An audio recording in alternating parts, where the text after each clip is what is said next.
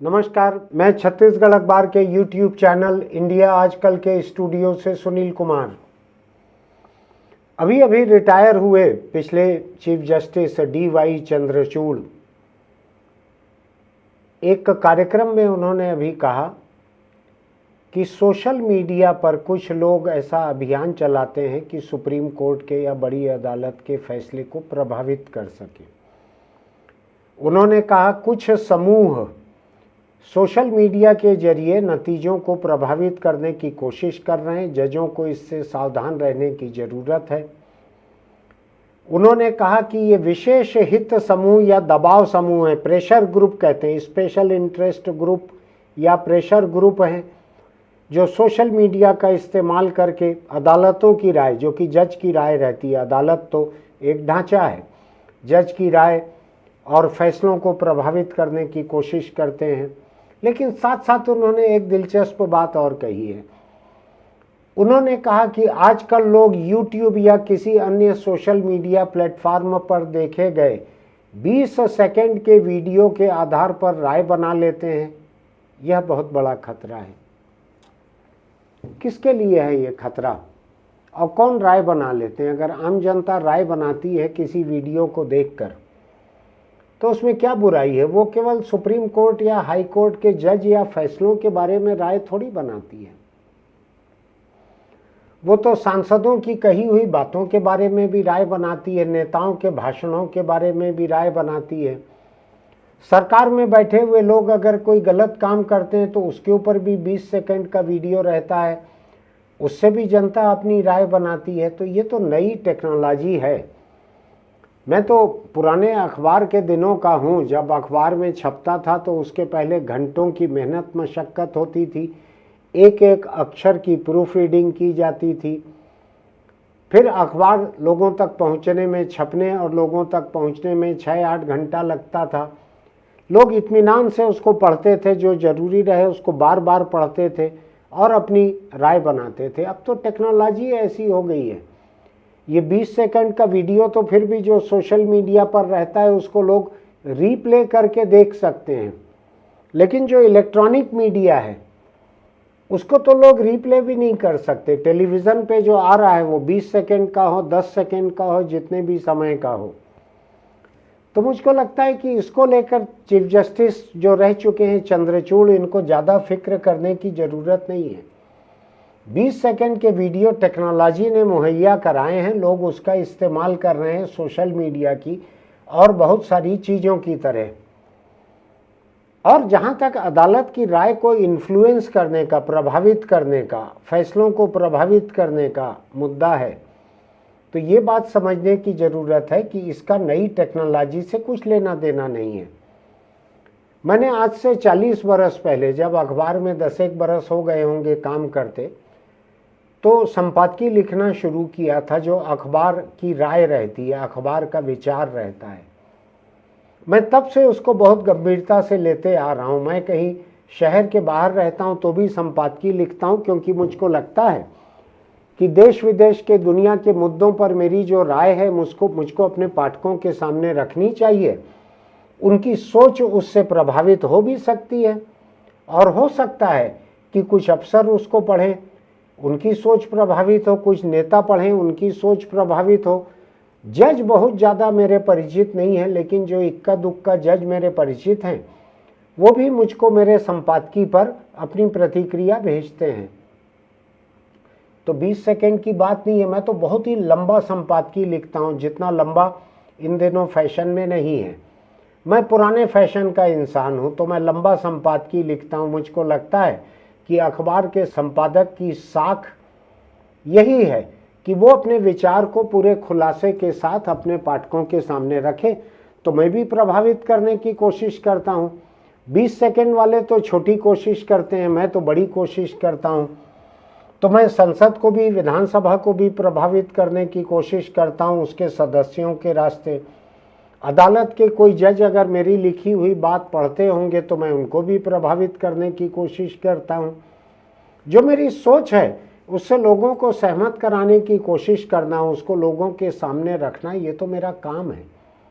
लेकिन जजों का काम है कि किसी भी राय से प्रभावित हुए बिना वो सुने सबकी, करे अपने मन की, वो सब चीज़ सुन ले। उनको टीवी देखना है देखें, उनको वीडियो हमारे जैसा यूट्यूब का वीडियो जिसमें हम अदालतों के बारे में बहुत ज़्यादा बार बोलते हैं, जजों को अगर देखना है देखें, सुनना है सुने, बिना प्रभावित हुए भी वो अपना काम कर सकते हैं। मैं तो नफ़रत फैलाने वाले लोगों के बारे में इतनी बार बोलता हूँ, इतना ज़्यादा लिखता हूँ, इतनी बार बोलता हूँ, उसका कोई असर नहीं होता है। वो सवेरे से अपना काम करते हैं। कुछ लोग ऐसे हैं जो सुबह 5:30-6 बजे से मुझको नफ़रत के व्हाट्सएप भेजना शुरू करते हैं। मैं मना भी नहीं करता, मुझको लगता है, मुझको पता रहना चाहिए कि समाज में नफ़रत किस हद तक, किस तरीके से, कैसे झूठ के साथ फैलाई जा रही है। एक वीडियो कुछ दिन मेरे पास पहले आया कि ये प्रियंका गांधी के वायनाड में चुनाव प्रचार के लिए कांग्रेस का बनाया गया वीडियो है।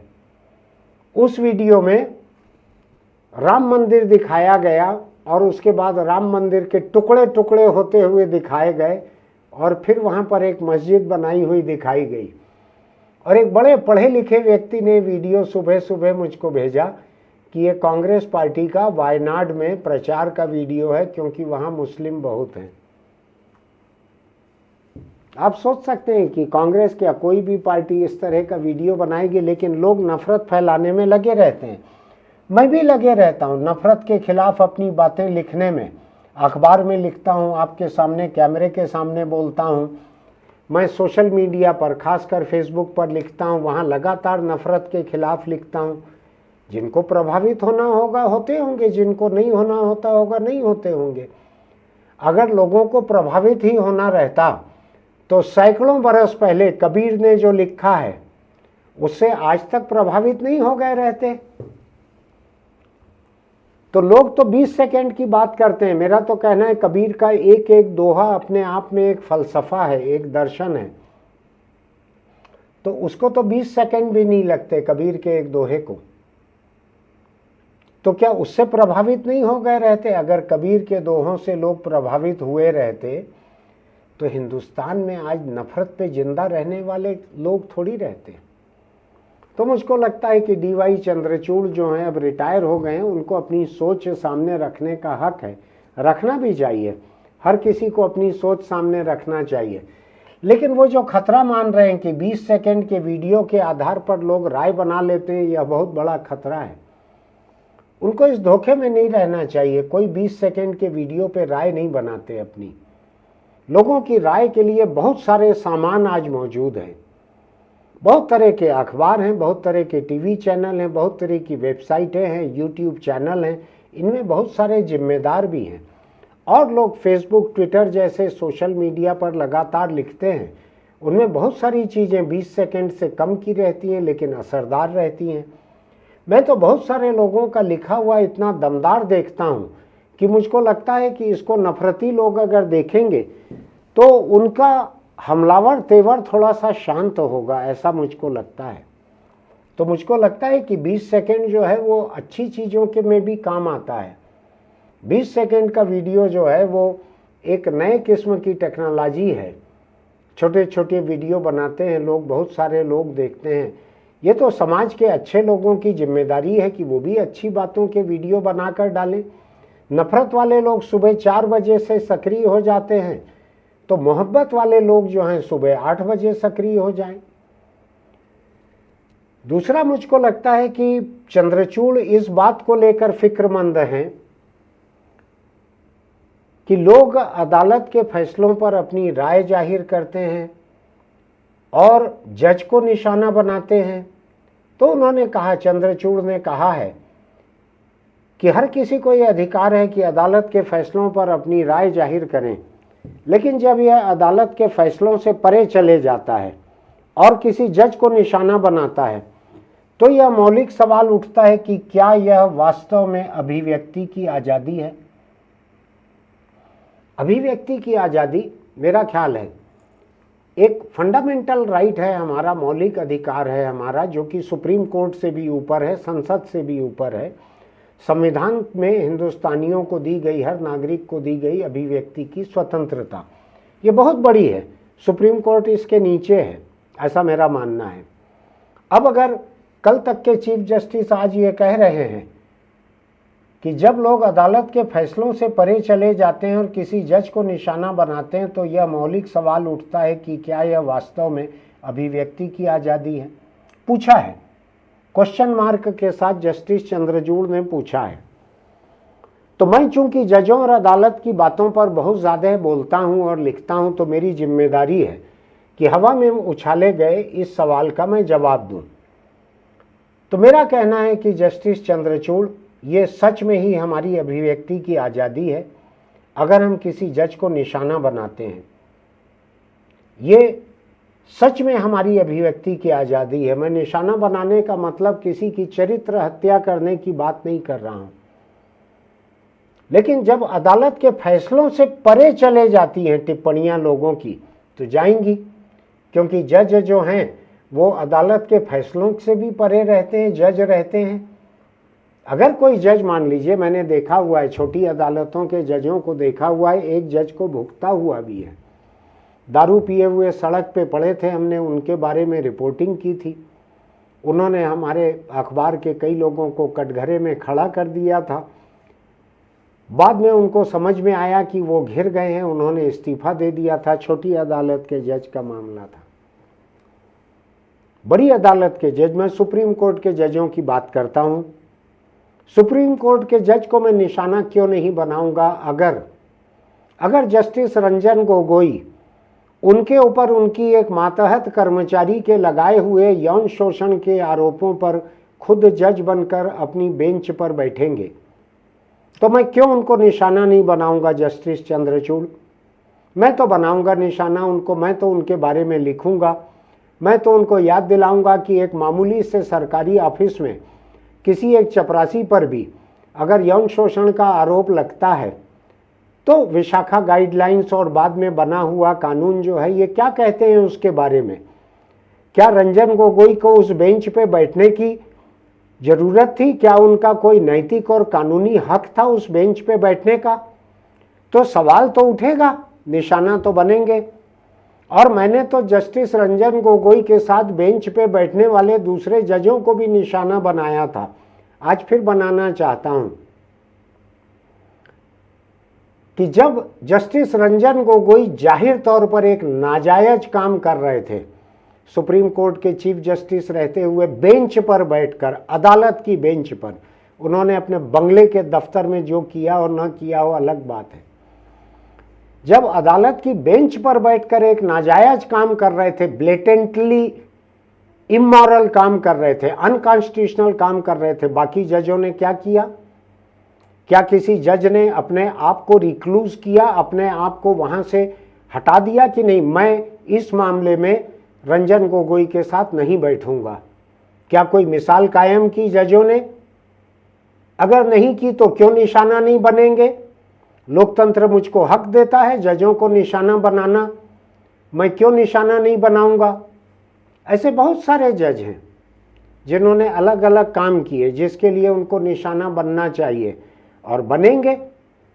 उनको अगर लगता है कि उनकी कोई मानहानि हो रही है, अदालत की अवमानना हो रही है, तो वो आज़ाद हैं, वो भेज सकते हैं नोटिस, किसी को भी अदालत के कटघरे में खड़ा कर सकते हैं।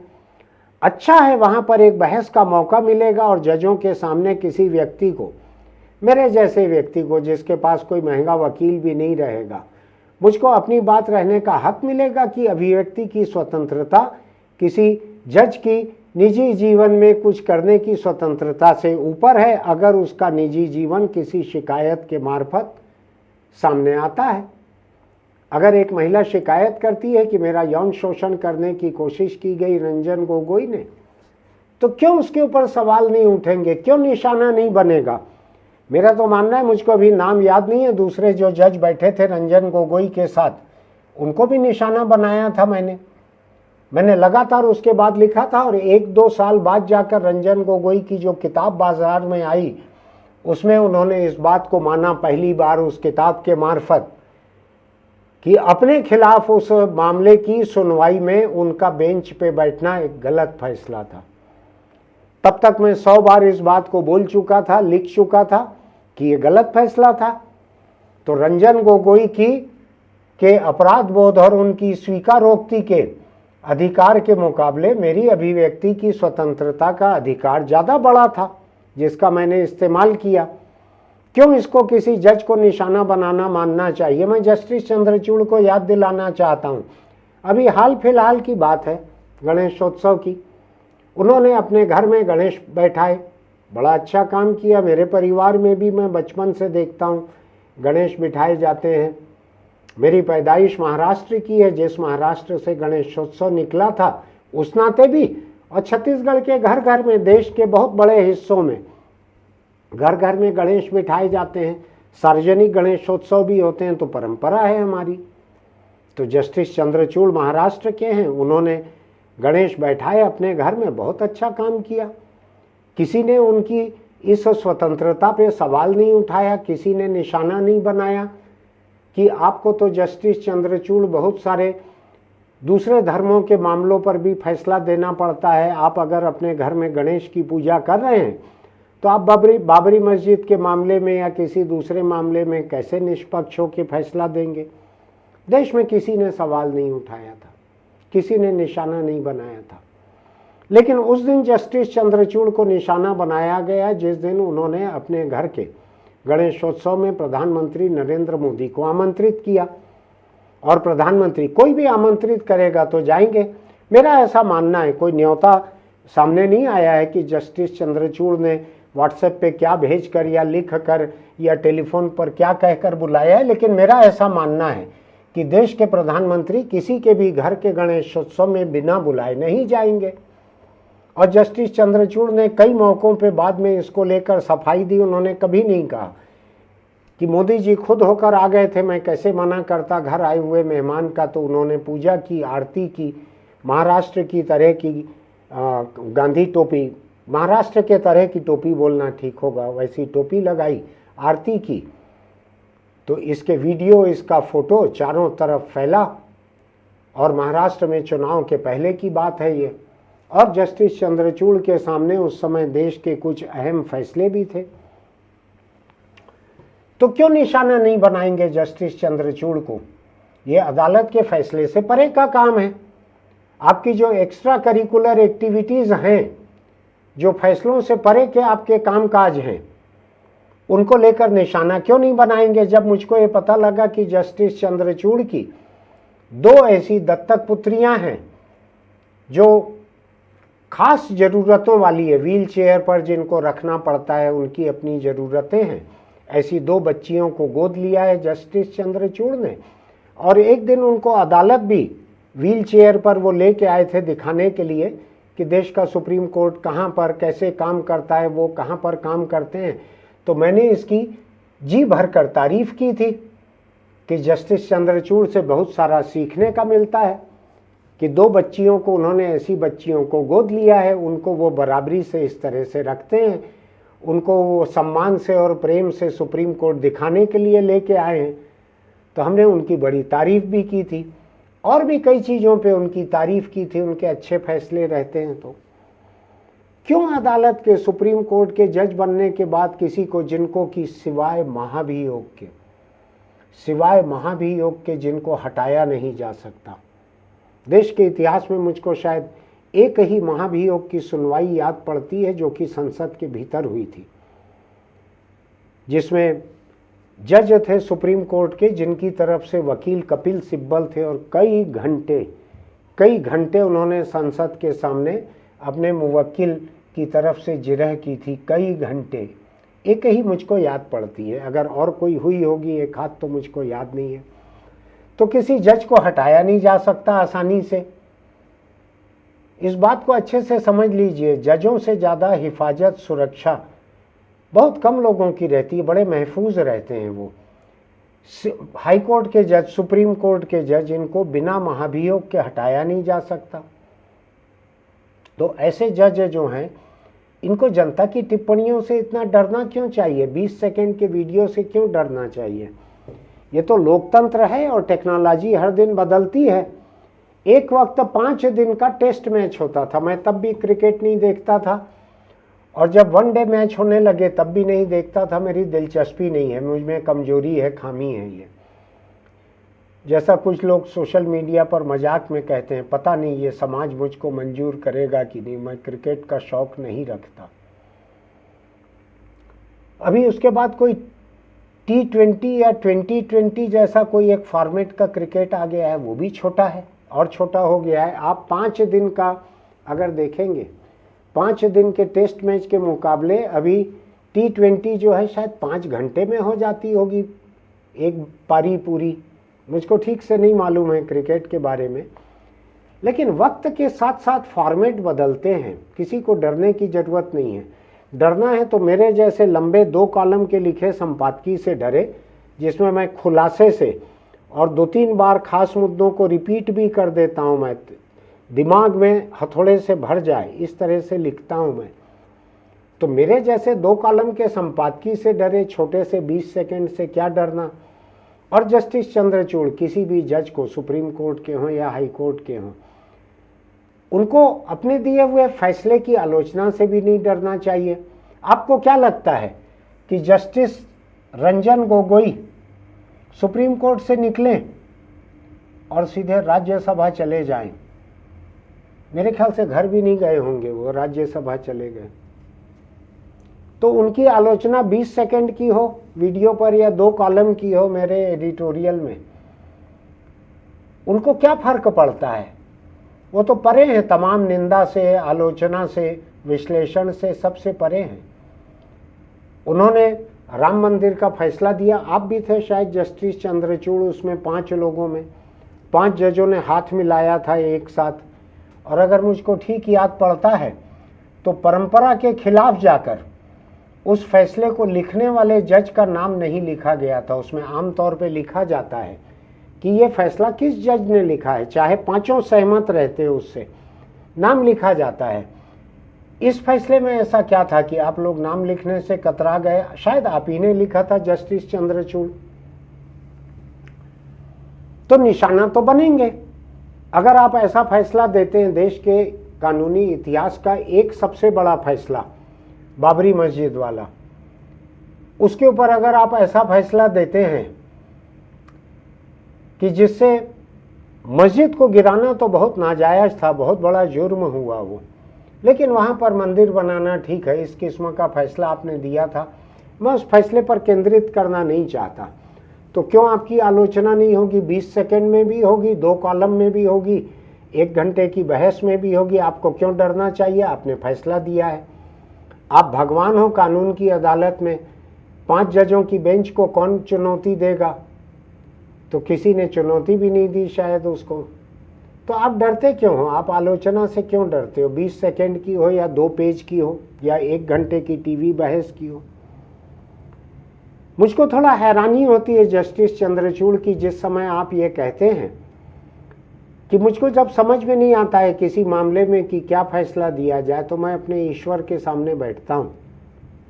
आपके ईश्वर में से एक गणेश जी भी होंगे, जिनके गणेशोत्सव में आपने प्रधानमंत्री नरेंद्र मोदी को बुलाया था और नरेंद्र मोदी की साख को आपने शक के बादलों में ला दिया था। अच्छा नहीं किया था प्रधानमंत्री के साथ। मैं नहीं समझता कि उससे चुनाव में प्रधानमंत्री की पार्टी को कोई फायदा हुआ होगा, एनडीए को फायदा हुआ होगा। मुझको लगता है आपने एक ऐसी स्थिति पैदा की जिससे हिंदुस्तानी लोकतंत्र के इतिहास में प्रधानमंत्री की छवि कमजोर हुई है। उनके और कई कामों से और कमजोर होती होगी, वो अलग बात है, वो मेरा आज का मुद्दा नहीं है। मेरा मुद्दा जस्टिस चंद्रचूड़ के फैसले हैं, अदालत के बाहर के भी। और जब आप कहते हैं कि मुझको कोई फैसला नहीं सूझता है तो मैं ईश्वर के सामने बैठ जाता हूँ, कहता हूँ मुझको राह दिखा, फिर ईश्वर मुझको राह दिखाते हैं तो मैं फैसला दे देता हूँ। तो मैं समझ रहा हूँ कि शायद ये बाबरी मस्जिद गिराने के बारे में जो फैसला था आपका, ये आपके ईश्वर का राह दिखाया हुआ फैसला है। शायद इसी बारे में आपने कहा होगा, नहीं तो कम से कम मेरे सरीखे लोग, बहुत से लोग ये मान रहे हैं कि आपने उसी फैसले के बारे में कहा है। क्या लगता है आपको? 2 ईश्वर लोगों की उपासना आराधना को लेके वो झगड़ा था कि वहाँ पे राम की जन्मभूमि थी कि वहाँ पे बाबरी की मस्जिद थी, वहाँ पे क्या था, क्या होना चाहिए, मस्जिद को गिराना सही था कि नहीं था। मुझको ध्यान है कि जब मस्जिद गिराई गई थी मेरे शहर के एक व्यक्ति जो मस्जिद गिराने के लिए गए थे, वहाँ से एक ईंट लेके आए थे, बाबरी मस्जिद की एक ईंट लेके आए थे मुझको दर्शन कराने के लिए मेरे अखबार के दफ्तर में। और मैंने उनको कहा था कि मैं ऐसे दर्शन करना नहीं चाहता, जो कानून को तोड़ के किसी ढांचे को गिराया गया है, अदालत में मामला चल रहा है, अदालत करे फैसला, मुझको ऐसे दर्शन नहीं करने हैं। किसी जुर्म से जो हासिल हुआ है उसको मुझको दर्शन नहीं करने हैं। कल के दिन पता लगेगा कि कोई कत्ल करके चाकू ला के मुझको दर्शन करवा रहा है, कोई डकैती करके गहने ला के मुझको दर्शन करवा रहा है। तो मैंने दर्शन नहीं किए थे जस्टिस चंद्रचूड़ उस दिन भी। लेकिन अभी आपने अपने ईश्वर के सामने बैठ के इस मामले का फैसला लिखने के लिए, शायद इसी मामले का था, आपने उनसे रास्ता मांगा और उन्होंने रास्ता दिखा दिया। अब मैं सोचता हूं कि अगर ईश्वर सचमुच है तो ईश्वर तो अलग अलग लोगों के अलग अलग हैं। आप अपने घर में कुरान या बाइबिल नहीं पढ़ते होंगे, आप अपने घर में गणपति बप्पा की आरती करते हैं। हर कोई अपने अपने धर्म की, मेरे जैसे नास्तिक छोड़ के हर कोई अपने अपने धर्म की उपासना आराधना करते होंगे अपने घर में। अच्छा करते हैं आप, करते हैं तो आपको क्या लगता है कि गणपति बप्पा और बाबरी मस्जिद में जिस खुदा की इबादत होती होगी, इन दोनों से अगर कोई जज पूछेंगे, दो जज अलग अलग, कि मुझको राह दिखाओ कि मुझको क्या रास्ता, मुझको क्या फैसला सुनाना चाहिए, क्या लिखना चाहिए, क्या करना चाहिए, और आपको राह दिख गई और आपने फैसला लिख दिया। आपने जो फैसला लिखा उसको संवैधानिक आधार पर, लोकतांत्रिक आधार पर और इंसाफ के आधार पर उसकी आलोचना भी बहुत हो रही है उस फैसले की। मैं उसके ऊपर भी अभी नहीं जा रहा हूँ। लेकिन जब आप खुद होकर ये बात कह रहे हैं, आपसे किसी ने पूछा नहीं था, आप ये फैसला लिखने के पहले इस नतीजे पर कैसे पहुँचे, आपने कैसे ये फैसला लिया, और किसी भी जज को कोई मजबूरी नहीं रहती है कोई सवाल पूछ भी ले तो उसका जवाब देने की। तो आप जब खुद होकर बोलते हैं कि मैं ईश्वर के सामने बैठ जाता हूँ और वहाँ प्रार्थना कर लेता हूँ और मेरे को रास्ता दिख जाता है, तो आप अपनी आस्था के आधार पर लिया गया फैसला साबित करते हैं। उसको आप करते हैं, मैं नहीं कर रहा। मेरा तो मानना है कि हमारे देश में एक संविधान है, हमारा लोकतंत्र संविधान के आधार पर चलता है। आप अगर कहते कि मैं संविधान के सामने 1 घंटा मैं ध्यान करता हूँ, योग करता हूँ, बैठता हूँ कि हे संविधान मुझको सुझा, तो मुझको बड़ा अच्छा लगता। लेकिन आपने तो ईश्वर का कह दिया। अब ईश्वर तो अलग अलग हैं, कई ईश्वरों के बीच में कई देशों में दुनिया में झगड़े चल रहे हैं अलग अलग, पता है ना आपको। अभी यूपी में चुनाव हुआ तो एक चुनाव में जहां 65% मुस्लिम वोटर हैं वहां पे बीजेपी जीत गई। तो बाद में पता लगा कि वहां पर मुस्लिमों के 2 तबकों के बीच इतनी भयानक लड़ाई है कि उनके वोटरों के बीच भी वोट बढ़ गए, उन दोनों कैंडिडेट के बीच में वोट बढ़ गए। उससे जीत हार तय हुई या नहीं हुई हो। मुस्लिमों के भीतर भी 2 ऐसे खेमे हैं, तो क्या हिंदू और मुस्लिम 2 खेमे नहीं हैं? वो तो हमेशा से हैं। क्या ईसाई और हिंदू छत्तीसगढ़ के मौजूदा माहौल में 2 खेमे नहीं हैं? हैं, यहाँ पर 100 बरस से हैं। तो मेरा ये कहना है, जब आप खुद इन बातों को सामने रखते हैं जस्टिस चंद्रचूड़, आपके बंगले में प्रधानमंत्री आके कैसे आरती कर रहे हैं, इसका वीडियो अगर बाहर आता है तो बिना आपकी सहमति के थोड़ी आ सकता है बाहर। न प्रधानमंत्री आपके न्योते के बिना भीतर आ सकते, न इसका वीडियो बाहर आ सकता। तो जब आप ऐसा करेंगे तो लोग तो आलोचना करेंगे, निशाना बनाएंगे आपको जो नापसंद है, और जिनको आपकी बात पसंद है वो आपकी तारीफ भी लिखेंगे। बहुत सारे लोगों ने लिखा है, इसमें गलत क्या है, हिंदू धर्म का रिवाज है इसलिए इसको बुरा बोल रहे हो, ऐसा भी कई लोगों ने लिखा। तो जस्टिस चंद्रचूड़, मेरा ये मानना है कि जब सुप्रीम कोर्ट से निकल के एक जज सीधा वहां से रवाना होता है और बिना रुके, कार को रोकता नहीं, रास्ते में ढाबे में भी नहीं रोकता, फूड पैकेट बंधवा लेता है और जाकर केरल के राजभवन में राज्यपाल बन जाता है।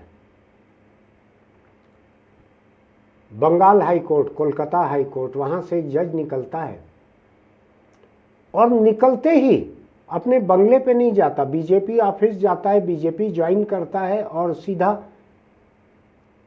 चुनाव का फॉर्म भर देता है,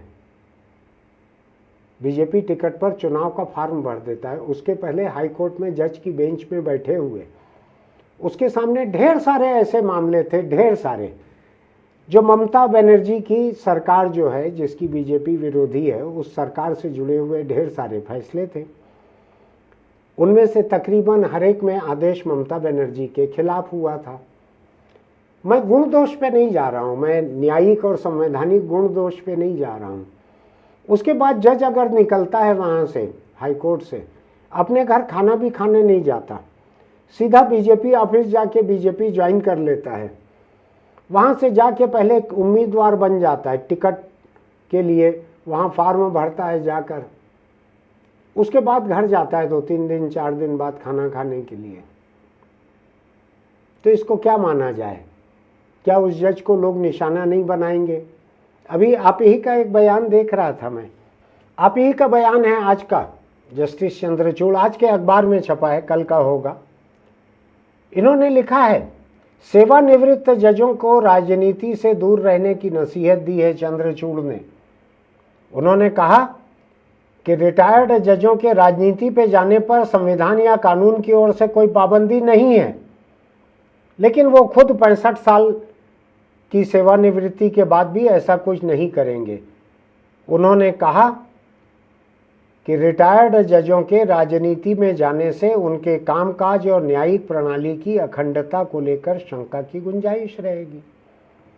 एक टीवी चैनल के प्रोग्राम में इन्होंने कल कहा है। ये आपको लग रहा है ना कि रिटायरमेंट के बाद जज अगर राजनीति में जाएंगे तो भी उनकी अखंडता को लेकर, इंटीग्रिटी को लेकर, ईमानदारी को लेकर लोगों के मन में सवाल उठेंगे। तो अगर मैं इसको लेके किसी जज को 20 सेकंड में या 2 कॉलम स्पेस में अगर मैं निशाना बनाता हूं तो मैं क्या बुरा करता हूं? मैं ऐसे किसी भी राजनीतिक दल में जाने वाले जज जो हैं, मैं उनके फैसलों को भी देखूंगा और कोई बुरा भी नहीं है।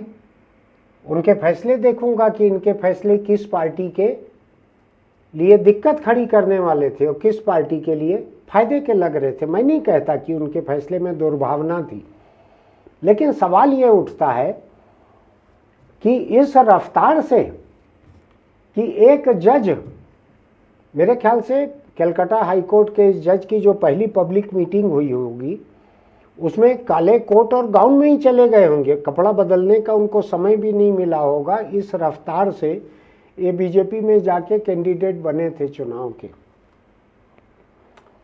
कैसे निशाना नहीं बनेगा जस्टिस चंद्रचूड़? छत्तीसगढ़ में हाई कोर्ट के एक जज के बारे में केंद्र सरकार की ईडी इस बात को बार बार कह रही है कि यहाँ के एक सबसे भ्रष्ट, 1 या 2 सबसे भ्रष्ट आईएएस अफसरों को जमानत देने के लिए हाई कोर्ट के उस जज और उस वक्त के मुख्यमंत्री, छत्तीसगढ़ के पिछली सरकार थी कांग्रेस की, उनके बीच राज्य के एडवोकेट जनरल, महाधिवक्ता के मार्फत लगातार बात हो रही थी। व्हाट्सएप में मैसेज का लेन देन हो रहा था। जज के बेटी दामाद या बेटा बहू, ऐसे कोई, उनको फायदा पहुंचाने के लिए भी चर्चा हो रही थी। ऐसे करके अग्रिम जमानत इन लोगों को मिली इतनी पूरी, और बात इतनी नाजुक थी, संवेदनशील थी।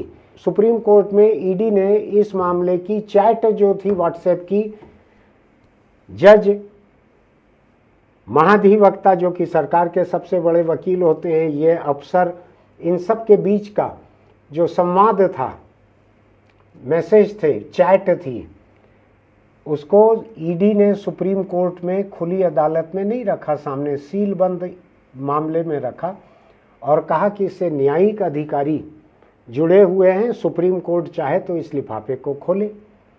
मुझको तो अभी तक याद नहीं पड़ रहा है कि सुप्रीम कोर्ट ने उसको उजागर किया हो, लेकिन मामला तो चल रहा है। तो एक जज जब ऐसा विवाद में फंस रहा है तो उसको निशाना क्यों नहीं बनाया जाएगा? ये जनता का लोकतांत्रिक अधिकार है। जज को संदेह से ऊपर रहना चाहिए। आज अगर मान लीजिए, मैं मेरी बात कहता हूं कि मैं अखबार नवीस हूं, मैं अगर किसी व्यक्ति के साथ, किसी नेता के साथ, पॉलिटिशियन या अफसर के साथ हफ्ते में 2 दिन 3 दिन कहीं बैठकर दारू पीऊँ, किसी महंगे रेस्तरां में जो कि मेरी अपनी पहुंच से बाहर का है वहाँ बैठकर उसके साथ खाना खाऊं, उसके साथ मैं तिरुपति घूमने जाऊं, या उसके साथ मैं सिंगापुर या कई लोग थाईलैंड भी जाते हैं वहाँ जाऊं, तो क्या मैं निशाना नहीं बनूंगा लोगों का? लोगों को बनना चाहिए निशाना। मुझको लगता है कि छत्तीसगढ़ के कुछ संपादक अडानी के न्योते पर उनका बंदरगाह देखने के लिए गए थे, तो सोशल मीडिया पर वो भी निशाना बने। मैंने भी उनके बारे में कहा अभी 2-4 दिन पहले, क्यों नहीं बनेंगे? सांसद भी निशाना बनते हैं। कहीं विधायक या नगर पालिका का कोई अध्यक्ष दारू पिए हुए दिखता है तो वो भी निशाना बनता है। 20 सेकंड का ही वीडियो रहता है दारू पी के हंगामा करते हुए। मुझको लगता है जस्टिस चंद्रचूड़ की अगर हाई कोर्ट और सुप्रीम कोर्ट के जज जो कि महाभियोग से नीचे नहीं हटाए जा सकते, अगर वो अपनी इंटीग्रिटी ठीक रखते हैं, अपनी साख ठीक रखते हैं, राजनीति के साथ गलबहियां नहीं करते हैं। अंग्रेजी का एक बड़ा अच्छा शब्द है जस्टिस चंद्रचूड़, बटन होलिंग। मुझको नहीं मालूम था, मैं अंग्रेजी सीख रहा था तो मैंने कहा है बटन होलिंग क्या है? बटन का होल इतना समझ रहा था मैं। तो बटन होलिंग वो है कि आमने सामने खड़े हुए दो दोस्त, अगर मुझको लगता है सामने वाले की बटन खुली हुई है तो मैं हाथ बढ़ा के उसकी बटन लगा दूं, इतना याराना हो। तो ऐसी बटन होलिंग अगर जज जो है वो गलबहियाँ जो हैं वो नेताओं के साथ करने लगेंगे, सत्ता के साथ करने लगेंगे, तो सवाल कैसे नहीं उठेंगे जस्टिस चंद्रचूड़? सवाल उठेंगे, निशाना भी बनाया जाएगा। और ऐसा निशाना बनाया जाना, मैं आपको बतला दूं, लोकतंत्र के हित में है। जजों को मालूम रहना चाहिए कि उनकी हरकत जो है उसको देख रहा है हिंदुस्तान, हर नागरिक देख रहे हैं, जिनका हक है जजों से इस उम्मीद का कि आप अपनी अखंडता कायम रखेंगे, अपनी ईमानदारी कायम रखेंगे, पक्षपात का शक भी पैदा नहीं होने देंगे। आप अपने ईश्वर के सामने बैठकर फैसला नहीं मांगेंगे, आप संविधान के सामने बैठकर फैसला मांगेंगे। कल के दिन उन जजों के बारे में आप क्या कहेंगे जो कहते हैं कि मनुस्मृति में ऐसा लिखा है? मनुस्मृति का हवाला देते हैं जस्टिस चंद्रचूड़, आपके जज हैं कुछ एक हाई कोर्ट के, मनुस्मृति के आधार पे वो फैसला करते हैं। मनुस्मृति आपको मालूम है ना, उसके बहुत सारे प्रावधान जो हैं, कानून उसके देश के संविधान के ठीक खिलाफ हैं। देश के संविधान को तोड़ने वाले हैं मनुस्मृति के प्रावधान। उसके बाद आपके जज अगर मनुस्मृति के आधार पर फैसले देते, लिखते हैं उसमें कि मनुस्मृति में ऐसा कहा गया है जो कि महिलाओं के लिए अपमानजनक है, बहुत सारी जाति व्यवस्था निकली है वहाँ से, जो सब कुछ गैर कानूनी करार हो चुका है। उसके बाद अगर आपके जज मनुस्मृति का हवाला देते हुए फैसले लिखेंगे, आप मुझको बतलाओ, उनको निशाना बनाना लोकतांत्रिक है कि अलोकतांत्रिक है? मेरी संवैधानिक जिम्मेदारी पूरा करना होगा कि मैं संविधान के खिलाफ कोई काम करूंगा? आपको बताना होगा जस्टिस चंद्रचूड़। आपने पूछा है कि जब न्यायालय के निर्णयों से आगे बढ़कर व्यक्तिगत न्यायाधीशों को निशाना बनाते हैं लोग, तो एक तरह से यह मौलिक प्रश्न उठता है कि क्या यह सच में अभिव्यक्ति की स्वतंत्रता है? आपने अच्छा किया सवाल पूछा, आपके सवाल पूछने से ही मुझको बोलने का मौका मिल रहा है। कानून की समझ मेरी बहुत कम है, मैंने बिल्कुल नहीं पढ़ा है, मुझको ये भी नहीं मालूम है कि एक रिटायर्ड चीफ जस्टिस के कहे हुए पे मैं अगर कुछ कह रहा हूँ, आलोचना कर रहा हूँ, तो क्या मैं अभी भी किसी अवमानना के तहत कटघरे में ले जाया जा सकता हूँ? मुझको नहीं मालूम है। लेकिन मैं आपसे पूछ रहा हूँ, आप मुझको बतलाइए, आप बतला दीजिए। मैंने तो अपनी बात कह दी, आप बतला दीजिए कि आप एक निर्विवाद प्रधानमंत्री, जिन्होंने कभी आपके घर में आकर खाना नहीं खाया, आपके घर का दौरा नहीं किया, निर्विवाद थे इस मामले में कि चीफ जस्टिस को प्रभावित करने की कोशिश नहीं की नरेंद्र मोदी ने व्यक्तिगत रूप से किसी के घर जाकर। मेरा एक ख्याल है निर्विवाद थे, ऐसा उन्होंने किया नहीं था पहले। आपने विवाद में डाल दिया विवादहीन प्रधानमंत्री को। उनके बारे में लोग लिख रहे हैं कि जज के घर जाकर वो महाराष्ट्र की टोपी पहनकर और वो आरती कर रहे हैं और चीफ जस्टिस और उनकी पत्नी वहाँ दोनों तरफ खड़े हुए हैं।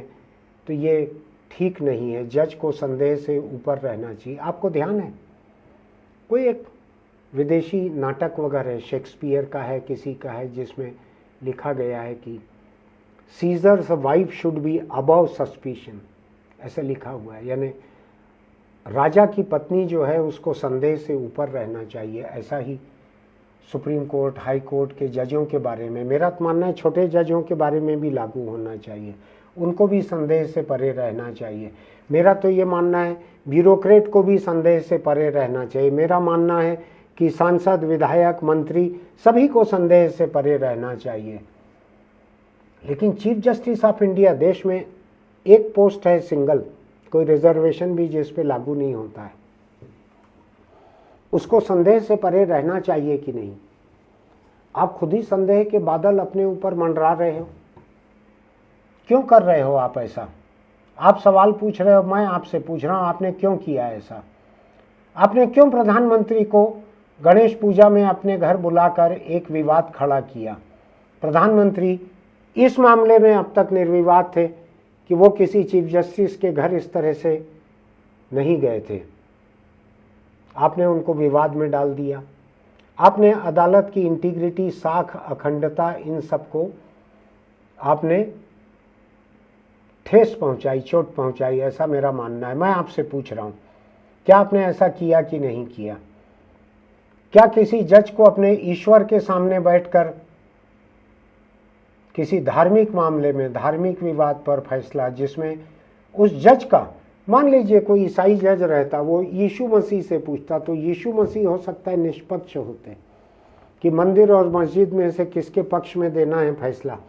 जैसा कुछ एक टूर्नामेंट में होता है ना, कोई टेनिस मैच या किसी में कहीं पे ये होता है, न्यूट्रल एम्पायर कहते हैं। दो देशों की क्रिकेट टीम है तो तीसरे देश के एम्पायर को रखते हैं। तो आपको तो जस्टिस चंद्रचूड़ एक निष्पक्ष फ्रेंड, फिलासफर और गाइड ईश्वर को छांटना था। आप थोड़ी देर के लिए किसी जीसस क्राइस्ट को, गुरु नानक देव को, बुद्ध को, किसी को उनका आह्वान कर लेते।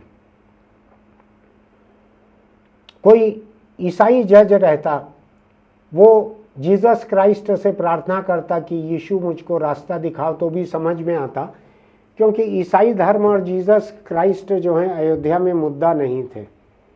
लेकिन आपने ऐसा किया। आपने बाबरी मस्जिद जैसे फैसले में नाम नहीं लिखा, न अपना लिखा, न किसी और जज ने अपना लिखा कि किसने लिखा है। डरने की क्या बात है? वो तो संयुक्त फैसला था, पांचों जज एक मत थे। आपको लिखना चाहिए था नाम अपना, क्यों नहीं लिखा? क्यों परंपरा तोड़ी? क्यों लोगों के मन में ये शक पैदा होने दिया कि आप लोग लिख भी रहे हो और मुंह भी चुरा रहे हो कि मंजूर करना नहीं चाहते? तोहमत की ये फैसला किसने लिखा था, जिसको कई लोग कह रहे हैं कि संवैधानिक रूप से बड़ा ही कमजोर फैसला है। तो क्या आप ऐसे कमजोर फैसले को साथ अपना नाम जोड़ना नहीं चाहते थे? मेरा सवाल है आपसे, आप जवाब दीजिएगा अगले किसी कार्यक्रम में, किसी टीवी चैनल पर। ऐसे मेरे बहुत सारे सवाल हैं आपसे। मेरा ये कहना है, अब आप बोल ही दो। जिस बात को रंजन गोगोई बोल चुके हैं उस बात को आप बोले ही दो कि रंजन गोगोई के साथ जो जज बैठे थे वहां पर, रंजन गोगोई पर लगे हुए सेक्स शोषण के आरोपों की सुनवाई के लिए वो जायज था कि नहीं था? मैं आपसे पूछ रहा हूं जस्टिस चंद्रचूड़, आप बतलाओ, क्या उन जजों को वहां से हट नहीं जाना चाहिए था? अब आप हट चुके हैं। मैंने अभी अभी चेक किया इंटरनेट पर, जो 3 जजों की बेंच बैठी थी रंजन गोगोई की अगुवाई में, उसमें जस्टिस अरुण मिश्रा थे और जस्टिस संजीव खन्ना थे। आप नहीं थे। लेकिन मैं मानता हूं कि अब आप रिटायर हो गए हैं, अब आपको भारत की न्यायपालिका के इतिहास के बारे में, कई चीज़ों के बारे में लिखने का मौका है। आप जवाब दीजिएगा इस बात का कि यौन उत्पीड़न के आरोप पर जस्टिस रंजन गोगोई ने कहा कि न्यायपालिका की स्वतंत्रता बहुत गंभीर खतरे में है और यह न्यायपालिका को अस्थिर करने की एक बड़ी साजिश है। और उन्होंने कहा कि आरोप लगाने वाली महिला के पीछे कुछ बड़ी ताकतें हैं। और जस्टिस रंजन गोगोई ने कहा, अगर न्यायाधीशों को इसी तरह की स्थिति में काम करना पड़ेगा तो अच्छे लोग कभी इस ऑफिस में नहीं आएंगे। मेरा तो ये कहना है कि ऐसी तोहमत नहीं लगी थी जिस वक्त रंजन गोगोई इस ऑफिस में आए थे तब भी वो अच्छे नहीं थे, क्योंकि वो अपने ऊपर लगे हुए आरोपों के सुनवाई के लिए खुद बैठे वहाँ पे। मैं तो अच्छा नहीं मानता उनको। आप क्या मानते हैं, मैं आपसे पूछ रहा हूँ। रंजन गोगोई ने कहा न्यायपालिका की स्वतंत्रता बहुत गंभीर खतरे में है। कैसे खतरे में आ गई कि चीफ जस्टिस की मातहत कर्मचारी ने, जो बंगले पे उनके ऑफिस में काम कर रही थी, उसने यौन शोषण का आरोप लगाया चीफ जस्टिस के ऊपर। न्यायपालिका की स्वतंत्रता खतरे में आ गई कि चीफ जस्टिस की मातहत महिला कर्मचारी की नागरिक स्वतंत्रता खतरे में आ गई, उसकी महिला होने का हक खतरे में आ गया। क्या है ये? इस पे निशाना न बनाए। ये फैसले से परे का है, फैसले से परे की बातें हैं, निशाना न बनाया जाए। मैं कोशिश करूंगा कि आपका जो भी ईमेल एड्रेस होगा वहां तक इस वीडियो को भेजने की कोशिश करूं। मुझको बड़ी खुशी होगी कि आपको बुरा लगेगा तो आप मुझको चेतावनी दे दीजिएगा कि आपकी बात अवमानना है अदालत की, वरना जवाब दीजिएगा इन बातों का। मैं कोशिश करूंगा आप तक ये बात किसी तरह से पहुंचे। मैं इस मामले से जुड़ी हुई दो छोटी छोटी बातें आपको बताना चाहता हूं। छत्तीसगढ़ के बस्तर में जगदलपुर में एक जिला अदालत का कोई छोटा जज वहां मौजूद था। वो सड़क के ऊपर एक कार में कुछ खराब हालत में बैठा हुआ था। वहां से निकल रहे पुलिस अधिकारी ने कोई कार्रवाई की। उस जज ने और हाईकोर्ट के जजों ने भी उसको लेकर इतना बड़ा मुद्दा बनाया कि उस पुलिस अधिकारी को सस्पेंड कर दिया गया। तनाव में आकर उसने अपनी पत्नी, बच्चों को और खुद को गोली मार ली। 4 में से 3 की शायद मौत हो गई। पूरा कुनबा खत्म कर दिया उस जज ने, जो खराब हालत में था वहां पे। आप समझ सकते हैं खराब हालत कैसी हो सकती है। कार में सड़क पर बैठा हुआ था एक जज, खराब हालत में था। कैसे कोई टिप्पणी ना करे। मैं तो चुप नहीं रहूंगा, चाहे जो होना है उस बारे में हो जाए। मैंने इस बारे में पहले भी कहा है, अभी फिर कह रहा हूं मैं आपसे। पूरा कुनबा खत्म हो गया वो। ये एक घटना। दूसरी घटना मैं आपको बतलाना चाहता हूं। छत्तीसगढ़ के एक retired chief secretary Sunil Kumar, मेरे हमनाम हैं, मेरे दोस्त भी हैं। वो देश में सबसे अच्छी साख वाले, सबसे ईमानदार, सबसे काबिल अफसरों में से हैं। बहुत सारे होंगे, उनमें से एक है। ईमानदार इतने हैं कि मेरे घर खाना खाकर वो 35 रुपए देकर गए थे, क्योंकि उस वक्त जनसंपर्क विभाग के सचिव थे, जिसका मेरे अखबार से लेना देना होता था। इतने ईमानदार थे कि मैं अखबारों से जुड़े हुए, अखबारों को इश्तहार जारी करने वाले विभाग का सचिव हूँ। तो अभी मेरा आपके यहाँ खाना ठीक नहीं है। मैं उनके घर 100 बार मुफ्त में खा के आया हूँ। ऐसी साख वाले, ऐसे ईमानदार व्यक्ति थे।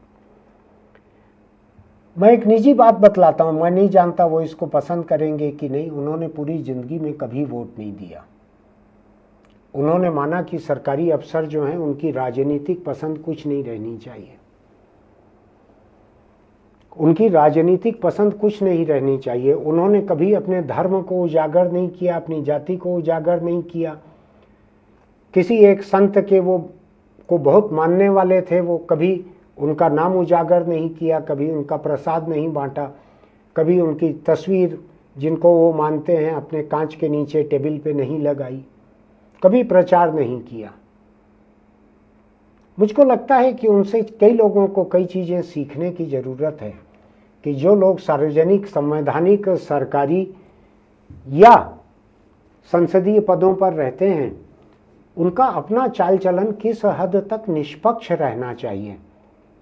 वो भी चाहते तो अपने घर में अपने जो भी उनके आराध्य थे उनके लिए कार्यक्रम रखते और उस कार्यक्रम में मुख्यमंत्री को बुलाते। चीफ सेक्रेटरी के घर कौन मुख्यमंत्री जाने से मना करेंगे, लेकिन नहीं किया उन्होंने। मैं एक छोटी सी मिसाल है लेकिन बतला रहा हूं आपको। बड़े ओहदों पर बैठे हुए लोगों को बेहतर मिसालें पेश करनी चाहिए। मेरा यह कहना है कि राजा की पत्नी को संदेह से ऊपर रहना चाहिए। खुद राजा को भी, पत्नी को भी, परिवार को भी संदेह से ऊपर रहना चाहिए। और जिस तरह की बातें जस्टिस चंद्रचूड़ ने की हैं कम से कम आखिरी के कुछ महीनों में, मैं नहीं समझता कि वो निशाना बने बिना रह सकते हैं। बन रहे हैं निशाना, उनका हक है। He has earned this right, this opportunity, this situation with great efforts. Justice Chandrachud ने बड़ी मेहनत करके, बड़ी लगन से ये निशानेबाजी को न्योता दिया है, जो मेरे जैसे लोग उन पर निशाना लगा रहे हैं। आपको मेरा ये एडिटोरियल अगर अच्छा लगा होगा तो आप हमारे YouTube चैनल इंडिया आजकल को सब्सक्राइब कीजिएगा, नोटिफिकेशन की बटन दबाइएगा, लाइक कीजिएगा। इसको देखने में मत डरिएगा, कोई अवमानना का केस देखने वालों के ऊपर नहीं होता है, बोलने वालों के ऊपर हो सकता है। मेरे ऊपर कोई लगाएगा भी तो मुझको खुशी होगी कि वहाँ खड़े होके मैं अपना बचाव कर सकूँ, अपने तर्क रख सकूँ। चलते चलते एक छोटी सी बात, आपको अगर हमारे वीडियो अच्छे लगते हैं, हम बहुत दिल से और ईमानदारी से बनाते हैं, आपको अच्छे लगते हैं, आप इसको लोगों को भेजिएगा। लोगों को समझ में भी आएगा कि लोकतंत्र जो है कितनी लचीली व्यवस्था है। हम जजों के न केवल फैसलों को बल्कि उनकी निजी जीवन के फैसलों को, उनके चाल चलन को भी, उसकी भी आलोचना कर सकते हैं।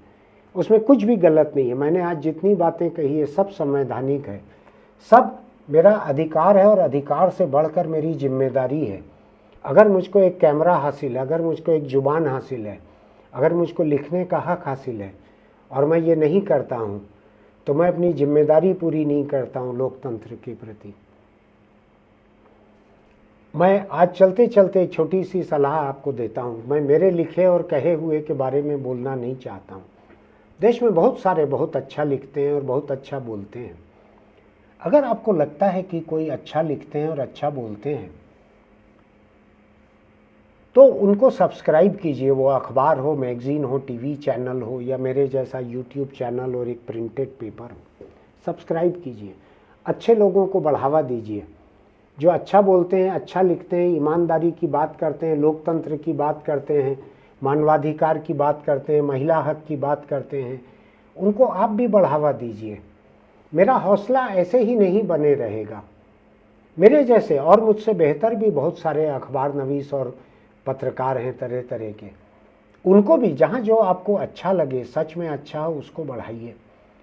आपको बताऊं, मैं सुबह 5:30 बजे से नफरत फैलाने वाले जो हैं, मुझको लगता है ठंडे पानी से आंख धोते होंगे, तभी उतने सुबह से स्क्रीन साफ दिखता है। और नफरत की बातें पूरा सैकड़ों ग्रुप्स में डालते हैं, हजारों लोगों को भेजते हैं। मेरे पास बहुत सारा आता है ऐसा। सुबह से ब्रह्म काल में, ब्राह्म मुहूर्त कहते हैं शायद उसको, ब्राह्म मुहूर्त में वो नफरत भेजते हैं। आप भी मोहब्बत बढ़ा के देखिए। आप मानवाधिकार के बारे में, लोकतंत्र के बारे में जो अच्छी बातें हैं उसको बढ़ा के देखिए। हो सकता है कि और लोगों में भी जिम्मेदारी की एक भावना आए, वो लोग भी बोलें, सोशल मीडिया पर लिखें और जस्टिस चंद्रचूड़ सरीखे लोगों को जवाब दे सकें। आज नसीहत इतनी ही। हेलमेट, तंबाकू वगैरह अगली बार फिर मिलेंगे।